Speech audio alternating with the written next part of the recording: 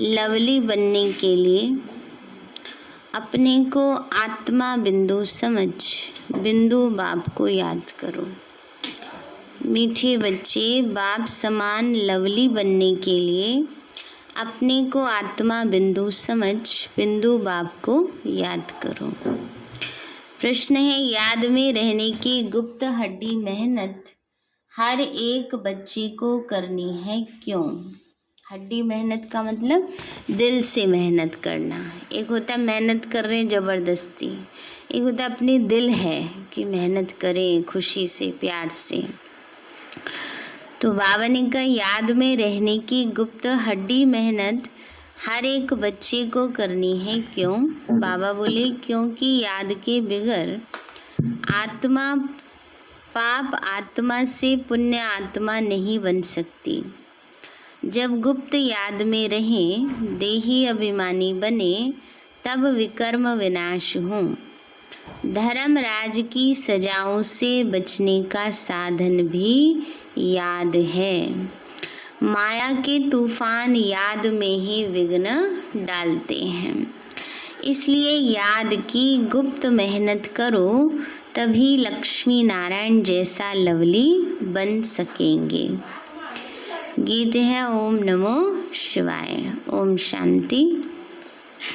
यह महिमा है सबके बाप की। याद किया जाता है भगवान अर्थात बाप को। उन्हें माता पिता कहते हैं ना, गॉड फादर भी कहा जाता है। ऐसे नहीं सब मनुष्यों को गॉड फादर कहेंगे। बाबा तो उनको माना लौकिक बाप को भी कहते हैं। बाबा ने कहा हर मनुष्य को गॉड फादर थोड़े कहेंगे। अब बाबा शब्द तो लौकिक में भी कहते हैं, है ना। लौकिक बाप जिसको कहते हैं वह भी पारलौकिक बाप को याद करते हैं। वास्तव में याद करने वाली आत्मा है जो लौकिक बाप को भी याद करती है। वह आत्मा अपने रूप को, ऑक्यूपेशन को नहीं जानती। आत्मा अपने को ही नहीं जानती तो गॉड फादर को कैसे जानेगी? अपने लौकिक फादर को तो सब जानते हैं, उनसे वर्षा मिलता है, नहीं तो याद क्यों करें? पारलौकिक बाप से ज़रूर वर्षा मिलता होगा। कहते हैं ओ गॉड फादर, उनसे रहम क्षमा मांगेंगे क्योंकि पाप करते रहते हैं। यह भी ड्रामा में नोंद है, परंतु आत्मा को जानना और फिर परमात्मा को जानना यह डिफ़िकल्ट सब्जेक्ट है। भावनी का रहम मांगते, क्षमा मांगते वो कोई बहुत बड़ी बात नहीं है, लेकिन आत्मा परमात्मा को जानना और अपने विकर्म विनाश करना यह है डिफ़िकल्ट बात। इजी से इजी भी है और डिफ़िकल्ट से डिफ़िकल्ट भी है, माना आसान से आसान भी है और मुश्किल से मुश्किल भी है।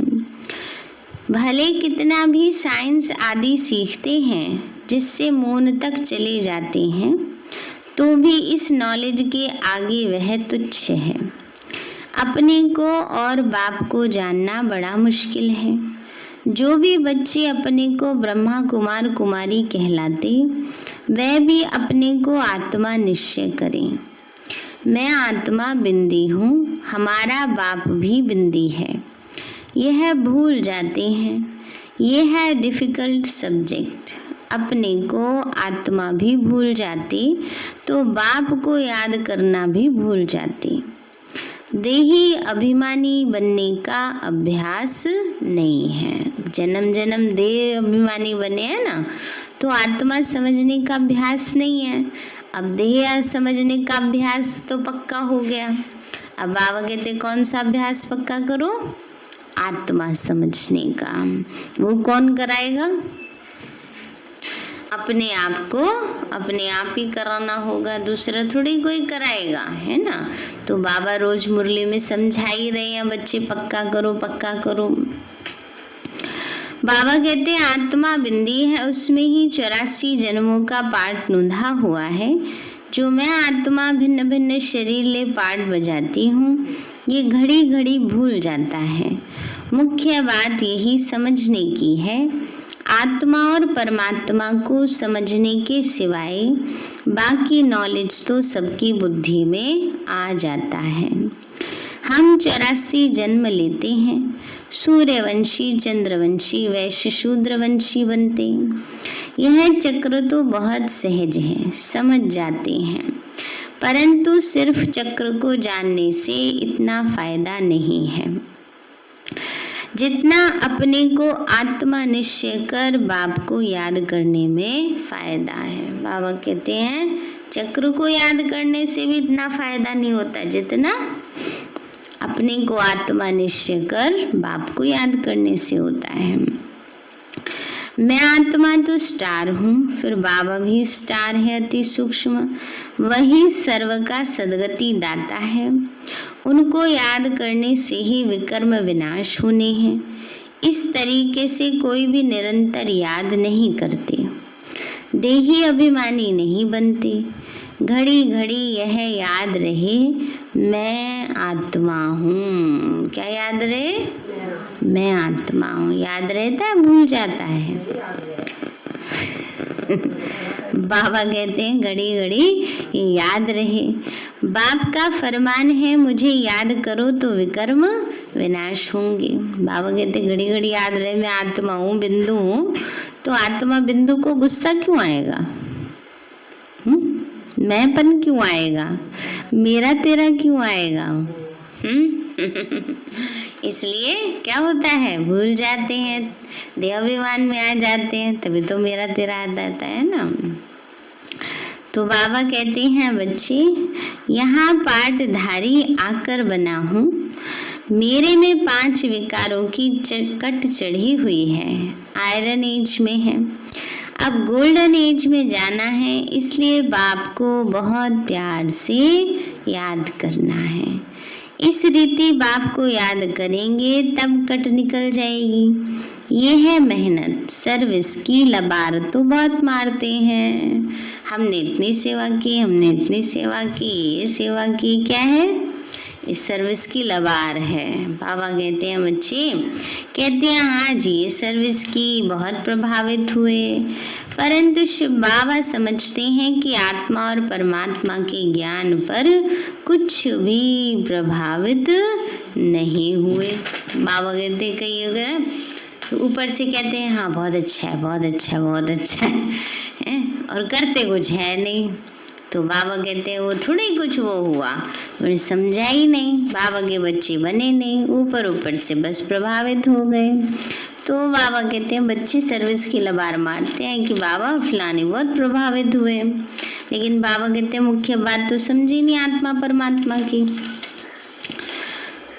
भारत हेवन और हेल कैसे बनता है, 84 जन्म कैसे लेते हैं, सतो रजो तमो में कैसे आते हैं, सिर्फ यह सुनकर प्रभावित होते हैं। परमात्मा निराकार है यह भी समझ जाते हैं, बाकी मैं आत्मा हूँ, मेरे में 84 जन्मों का पाठ भरा हुआ है। बाप भी बिंदी है, उसमें भी सारा ज्ञान है, उनको याद करना है। यह बातें कोई भी समझते नहीं है, मुख्य बात समझते नहीं। वर्ल्ड की हिस्ट्री ज्योग्राफी की नॉलेज बाप ही देते हैं। गवर्नमेंट भी चाहती है कि वर्ल्ड की हिस्ट्री ज्योग्राफी होनी चाहिए, यह तो उनसे भी सूक्ष्म बातें हैं। आत्मा क्या है, उसमें कैसे 84 जन्मों का पाठ है, वो भी अविनाशी है। ये याद करना, अपने को बिंदी समझना और बाप को याद करना जिससे विकर्म विनाश हो। इस योग में कोई भी तत्पर नहीं रहते, इस याद में रहें तो बहुत लवली हो जाएं। यह लक्ष्मी नारायण देखो कितने लवली हैं, यहाँ के मनुष्य तो देखो कैसे हैं। खुद भी कहते हैं हमारे में कोई गुण नहीं है। हम जैसे कहते हैं अपने आप को कि वो जैसे मलेच्छ हैं, आप स्वच्छ हो। जब अपने को आत्मा निश्चय कर बाप को याद करें तब सफलता मिले, नहीं तो सफलता बहुत थोड़ी मिलती है। समझते हैं कि हमारे में बहुत अच्छा ज्ञान है, वर्ल्ड की हिस्ट्री ज्योग्राफी हम जानते हैं, परंतु क्या हो जाता है, ये तो समझते हैं ज्ञान बहुत सारा है? कोई को ज्ञान का नशा चढ़ जाता है, हमारे में इतना ज्ञान है, ये पॉइंट याद कर लेते, वो याद कर लेते। कमी कहाँ है? योग के चार्ट में। बाबा कहते हैं योग के चार्ट में, बाबा ने कहा परंतु योग का चार्ट नहीं बताते हैं। अब बाबा कहते हैं ज्ञान तो है, लेकिन ज्ञान धारण कैसे होगा? जब योग होगा तभी तो धारणा होंगी ना, और जितनी अंदर धारणा होंगी उतनी क्या होती है? सेवा होती है। तो बाबा कहते हैं मुश्किल कोई है जो इस अवस्था में रहते हैं, अर्थात अपने को आत्मा समझ बाप को याद करते हैं। बहुतों को अभ्यास नहीं है। बाबा समझते हैं बच्चे सिर्फ ज्ञान का चक्कर बुद्धि में फिराते हैं, बाकी मैं आत्मा हूँ। बाबा से हमको योग लगाना है, जिससे आयरन एज से निकल गोल्डन एज में जाएंगे। मुझ आत्मा को बाप को जानना है, उनकी याद में ही रहना है। यह बहुतों का अभ्यास कम है। बाबा कहते हैं अभ्यास बहुतों का कम है कि मुझे बाबा की याद में रहना है। बहुत आते भी हैं, अच्छा भी कहते हैं, बाकी उनको ये पता नहीं पड़ता कि अंदर कितनी कट लगी हुई है। बाबा कहते हैं बच्चे ऊपर से बड़ा अच्छा करते रहते हैं, ज्ञान बड़ा अच्छा है ये। बाबा कहते हैं लेकिन मैल जो चढ़ी हुई है उसका अनुभव नहीं कि उसको उतारे कैसे। सुंदर से श्याम बन गए हैं, फिर सुंदर कैसे बने यह कोई भी नहीं जानते।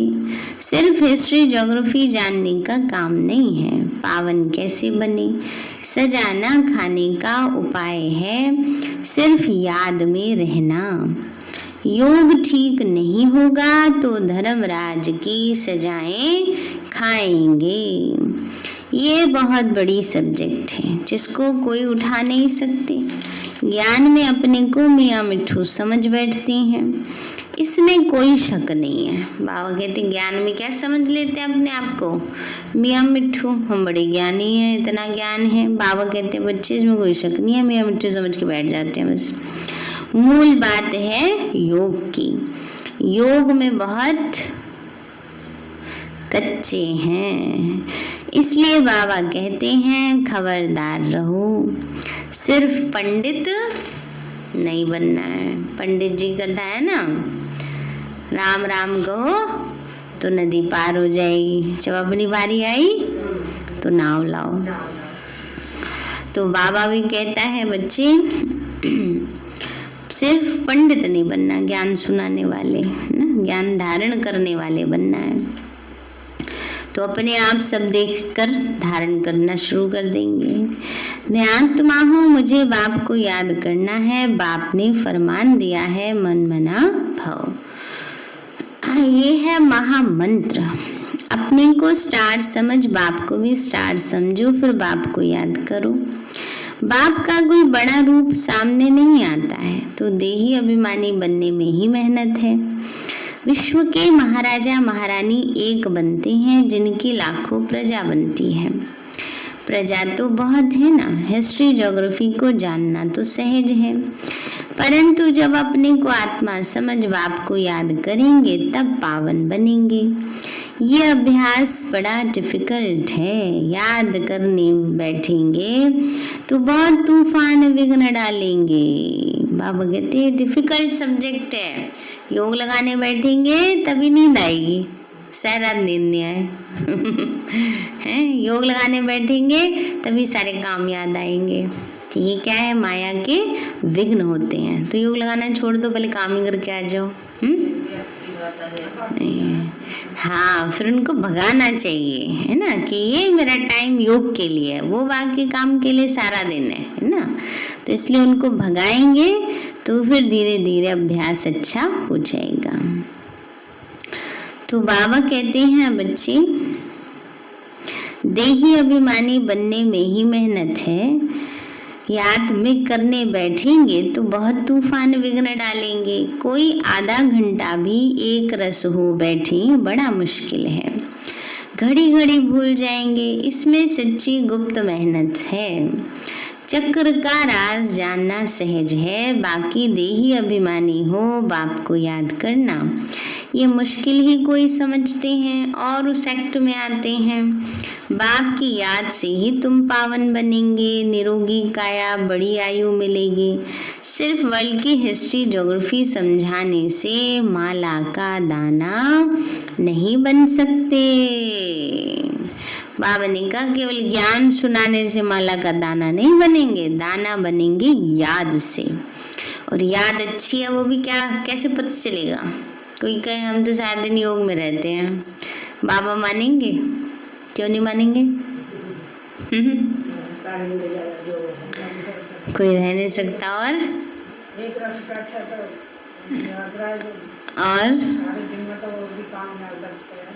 जिसका योग अच्छा होगा उसके प्रैक्टिकल स्वरूप से दिखेगा ना, चाल चलन से पता चलेगा उसके कि हाँ योग तो अच्छा है ना। तो दाना बनेंगे याद से, यह मेहनत कोई से पहुंचती नहीं है। खुद भी समझते हैं कि हम याद में नहीं रहते हैं। अच्छे अच्छे महारथी इस बात में ढीले हैं। मुख्य बात समझाना आता ही नहीं है, यह बात है मुश्किल।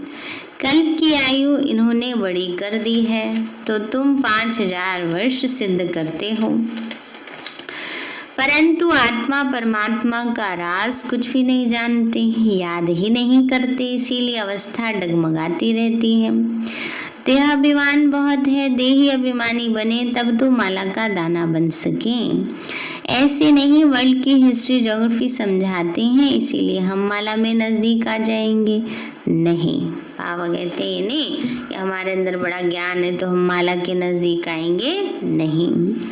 आत्मा इतनी छोटी है, इसमें 84 जन्मों का पाठ भरा हुआ है। इस बात को पहले पहले बुद्धि में लाना है, फिर चक्र को याद करना है। मूल बात है योग की, योगी अवस्था चाहिए। पाप आत्मा से पुण्य आत्मा बनना है। आत्मा पवित्र होगी कैसे? कितनी बार बाबा ने अटेंशन दिलाया? योग से। आत्मा पावन योग से बनेगी। बाबा कहते हैं बच्चे आत्मा पवित्र होगी योग से, योग बल वाले ही धर्मराज के डंडों से बच सकते हैं। यह मेहनत बड़ी मुश्किल ही कोई से होती है।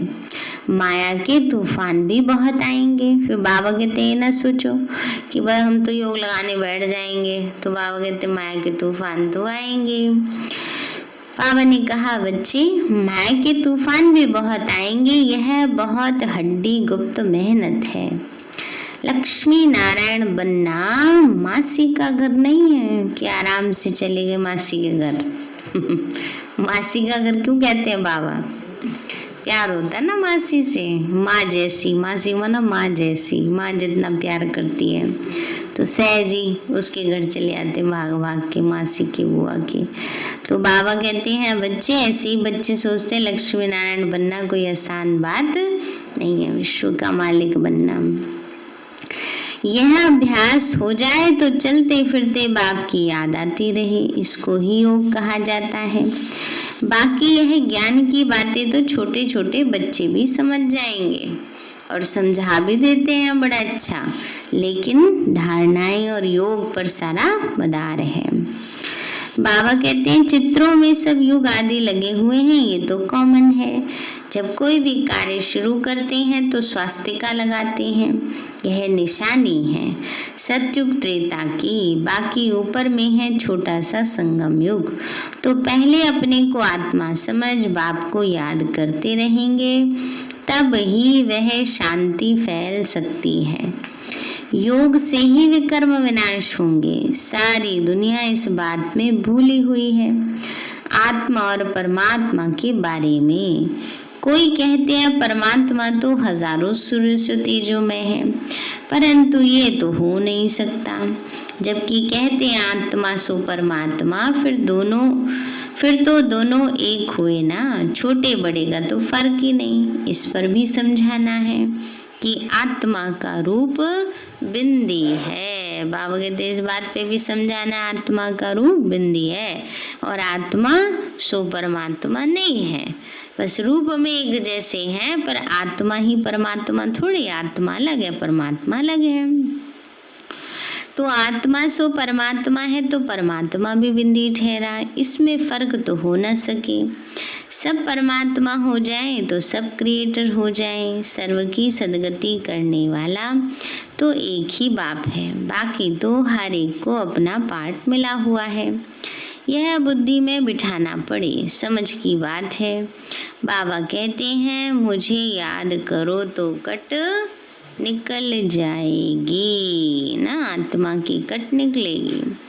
ये है मेहनत। एक तो आधा कल्प देह अभिमानी होकर रहे हो, सत्युग में देही अभिमानी रहते भी बाप को नहीं जानते, ज्ञान को नहीं जानते। बाबा ने कहा सत्युग में देही अभिमानी रहेंगे, पर बस कितना, आत्मा का ज्ञान कितना होगा कि मैं आत्मा इस शरीर रूपी वस्त्र को त्याग कर अब दूसरा धारण करती हूँ, बस इतना ज्ञान रहेगा।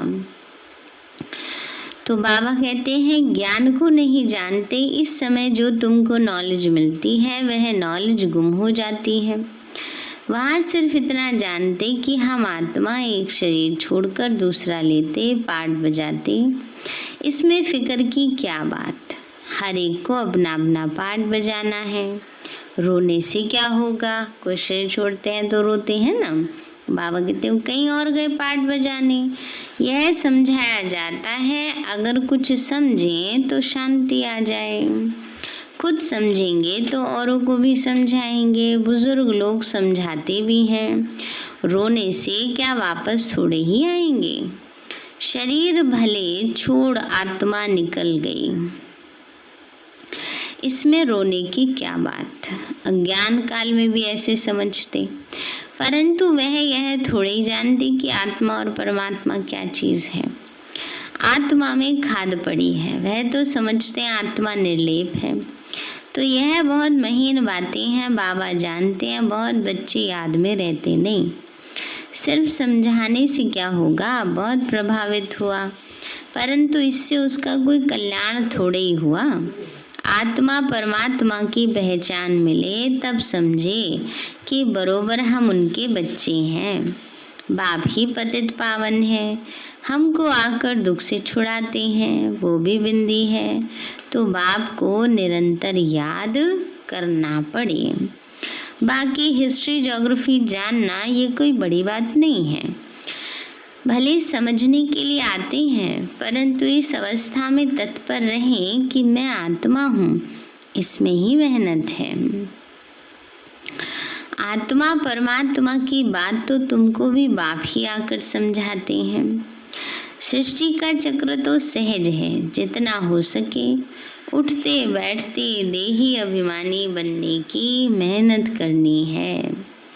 देही अभिमानी बहुत शांत रहते हैं, समझते हैं मुझे साइलेंस में जाना है, निराकारी दुनिया में जाकर विराजमान होना है।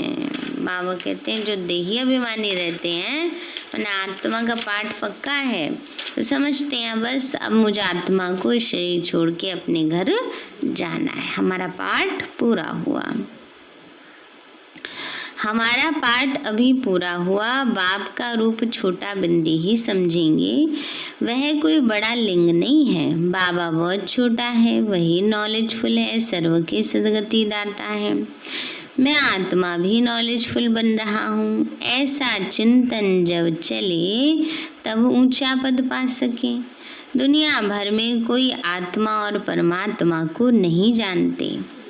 तुम ब्राह्मणों ने अब जाना है, सन्यासी भी नहीं जानते, ना ही आकर समझेंगे। वह तो सब अपने अपने धर्मों में ही आने वाले हैं, हिसाब किताब चुकतू कर चले जाएंगे। तुमको ही यह मेहनत करने से बाप से वर्षा मिलेगा। अब फिर देही अभिमानी बनना है। दिल तो आत्मा में है ना, आत्मा को ही दिल बाप से लगाना है। दिल शरीर में नहीं है, दिल का भाव यहाँ मन से है। मन जो है वो कोई शरीर का हिस्सा नहीं है। मन बुद्धि किसके हैं? आत्मा के हैं। दिल और दिमाग शरीर में है ना। काम कब करेगा? जब आत्मा होगी, है ना। जैसे देखो कोई भी लाइट सिस्टम है, कितने सारे हैं, पर चलेंगे कब? जब करंट होगा, है ना। लाइट का काम अपना है, पंखे का अपना है, फ्रिज का अपना है, हीटर का अपना है, लेकिन काम कब करेंगे? जब उनमें करंट होगा। ऐसे ही बाबा कहते हैं जो दिल है, दिल हिस्सा है शरीर का, दिमाग हिस्सा है शरीर का, लेकिन काम कब करते हैं? जब आत्मा होती है।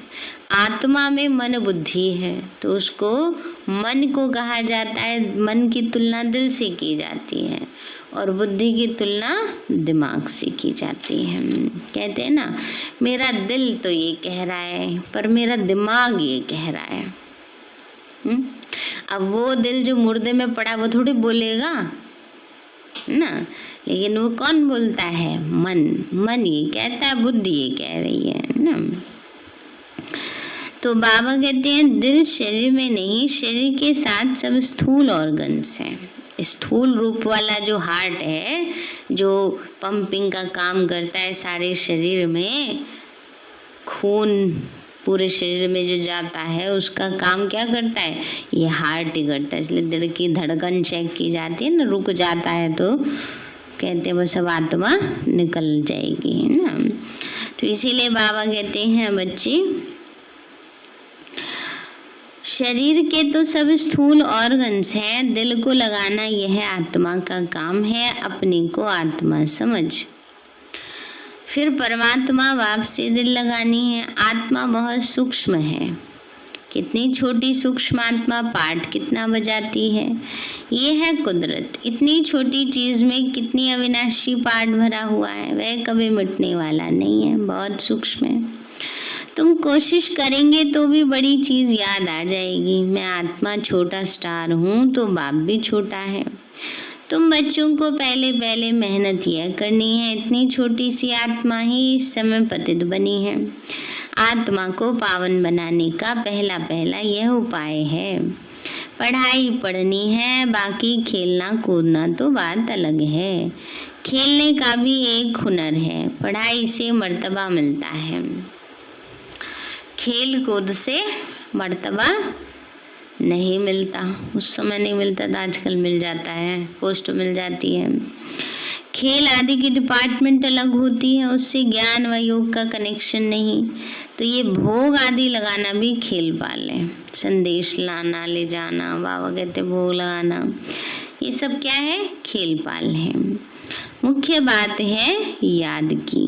अच्छा मीठे मीठे सिक्के लदे बच्चों प्रति माता पिता प्यार और गुड मॉर्निंग। रूहानी बाप की रूहानी बच्चों को नमस्ते।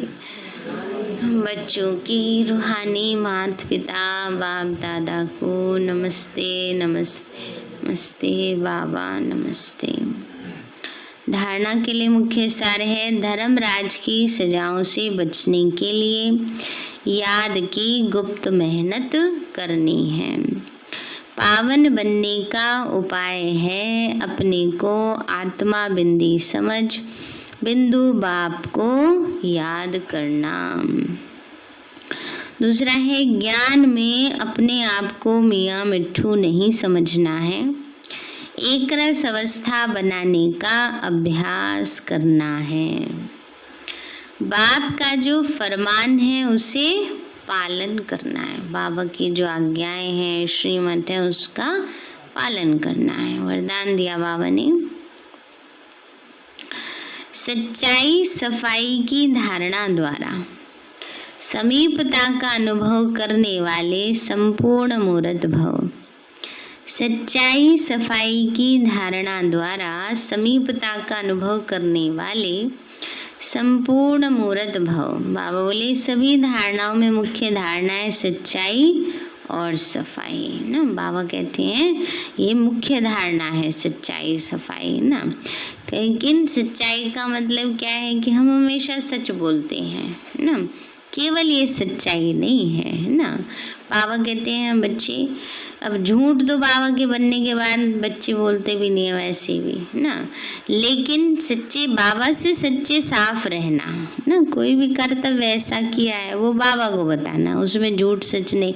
कि कोई बात आए तब तो हम झूठ बोलते नहीं हैं, लेकिन जब हमने कोई कर्म किया, क्या उस कर्म के प्रति हम बाबा से सच्चे हैं, वो भी सच्चाई है। फिर अवगुण अपने अंदर दिख रहे हैं, उसको निकाल रहे हैं, वो सफाई है। घर की सफाई करते हो तो क्या करते हो, कूड़ा बाहर निकालते हो ना, साफ सफाई करते हो।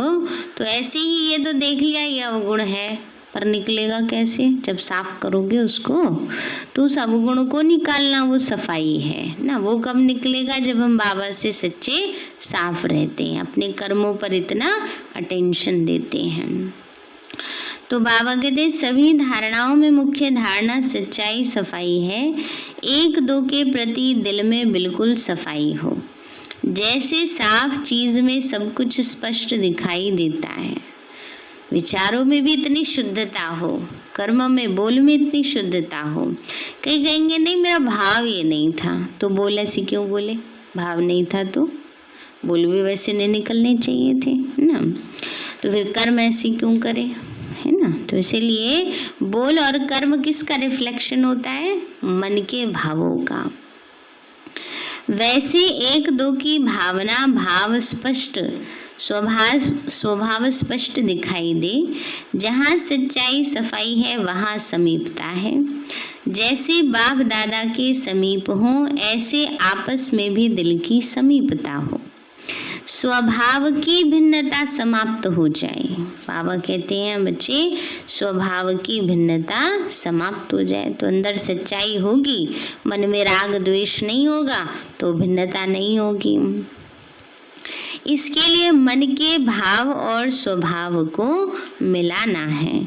जब स्वभाव में फर्क दिखाई न दे तब कहेंगे संपूर्ण मूर्त ना। बाबा ने कहा जब स्वभाव में फर्क दिखाई न दे ना, माना एक दूसरे की बात को एडजस्ट करते हुए चले ना।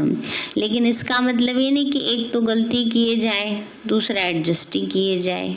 तो क्या होता है, एक बारी मम्मा को किसी ने कहा कि हमें गांधी जी की तरह नीति अपनानी चाहिए। भाई कोई एक थप्पड़ मारता है तो गांधी जी क्या कहते हैं, दूसरा गाल भी आगे कर दो।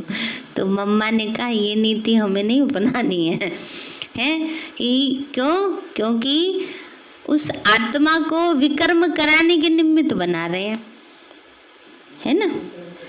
उसके एक थप्पड़ मारा वो तो उसने गलती करी दी, अब दूसरा आगे कर देंगे तो सारे थोड़ी ऐसे समझदार होते हैं कि नहीं मारेंगे, वो 2 की बजाय 4 मार देगा, है ना। तो इसलिए बाबा कहते हैं कि मम्मा ने कहा कि हम फिर अगर ऐसे करेंगे तो दूसरे भी उसको पाप कर्म कराने के निमित्त बन जाते हैं। तो इसीलिए जहाँ देखो जैसी स्थिति है वहाँ पर फिर उस अनुसार समय अनुसार स्थिति अनुसार जो बाबा का डायरेक्शन है उस प्रमाण चलना है। उस समय ये बात हम अप्लाई नहीं कर सकते। बाबा ही तो कहता है ना कि स्वभाव मिलाकर चलो। अच्छा फलाने तो हमसे चलते नहीं है ना, हम मिला करके चले। या कई क्या करते हैं दूसरों को देखते रहते हैं, अपने को सुधारते नहीं है ना, कि आप तो ऐसे कर देते हो, आपने ऐसा कर दिया, अपने को देखेंगे नहीं कि हमने क्या क्या कर दिया ना। इसलिए बाबा कहते हैं समय स्थिति प्रमाण उस बात को यूज करना है, क्योंकि बाबा ने हमें ज्ञान दिया है पर ज्ञान भी हर समय हर पॉइंट यूज नहीं होती है। जैसे बाबा ने ड्रामा की पॉइंट किस लिए दी है, पास्ट की बातों को भूल जाने के लिए। अगर कोई बच्चे पुरुषार्थ में ड्रामा की पॉइंट यूज करेंगे तो बैठे रहेंगे। बाबा ही तो कहता है ना ड्रामा में जो होगा तो वो अच्छा ही होगा, तो हमारा पुरुषार्थ भी अपने आप अच्छा हो जाएगा अपने आप, बिना किए हो जाएगा। हुआ है किसी का, बिना किए तो किसी का भी नहीं हुआ। तो इसलिए हर समय अनुसार जिस समय जिस क्वेश्चन में जिस आंसर और जिस फॉर्मूले की आवश्यकता है वो लगाएंगे तब ठीक से उसका उत्तर मिलेगा। स्लोगन है, बिगड़े हुए को सुधारना यह सबसे बड़ी सेवा है। बिगड़े हुए को सुधारना ये सबसे बड़ी सेवा है। और सबसे पहले अपने स्वभाव संस्कार को सुधारना है। सुधर भी जाते हैं, बहुत सुधर जाते हैं ना। बस हम शुभ भावना रखते रहें। दूसरी बात, हम ये सोचे ना कि हमारा काम है शुभ भावना रखना, बाकी सुधरे ना सुधरे ये किसका काम है? ये बाबा का है और उस आत्मा का है ना। तो बिगड़े हुए को सुधारना यह सबसे बड़ी सेवा है। सार है मीठे बच्चे, बाप समान लवली बनने के लिए अपने को आत्मा बिंदु समझ बिंदु बाप को याद करो। प्रश्न, याद में रहने की गुप्त हड्डी मेहनत हर एक बच्चे को करनी है, क्यों? बाबा बोले, क्योंकि याद के बिगैर आत्मा पाप आत्मा से पुण्य आत्मा नहीं बन सकती। जब गुप्त याद में रहें, देही अभिमानी बने, तब विकर्म विनाश हो। धर्मराज की सजाओं से बचने का साधन याद है। माया के तूफान याद में ही विघ्न डालते हैं, इसलिए याद की गुप्त मेहनत करो, तभी लक्ष्मी नारायण जैसा लवली बन सकेंगे। गीत है ओम नमो शिवाय। ओम शांति। मीठे बाबा, आपने हमें सब कुछ दिया, आपका पदम गुणाबार शुक्रिया। प्यारे बाबा, आप हमें ज्ञान गुण शक्तियों वरदानों और सद्बुद्धि से भरपूर करते हो, आपका बार बार शुक्रिया। मीठे बाबा, आपने मुझ आत्मा को, इस सेवा स्थान को, विश्व की सर्वात्माओं को निर्विघ्न बनाया, आपका बार बार शुक्रिया। प्रकृति के पांचों तत्वों का भी शुक्रिया, साइंस के साधनों का भी शुक्रिया, लौकिक अलौकिक परिवार का भी शुक्रिया। हे तन, तुम्हारा भी शुक्रिया। विश्व की सर्वात्माओं का और ब्रह्मांड की सारी शक्तियों का, सब प्रकार का सहयोग देने के लिए शुक्रिया। मीठे बाबा, मुझ आत्मा ने जाने अनजाने में जिन भी आत्माओं को मनसा वाचा कर्मणा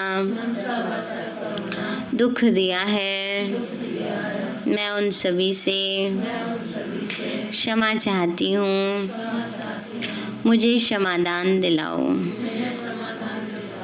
और जिन आत्माओं ने मुझे दुख दिया है, विघ्न रूप बने हैं, मैं उन सभी को दिल से क्षमा करती हूँ।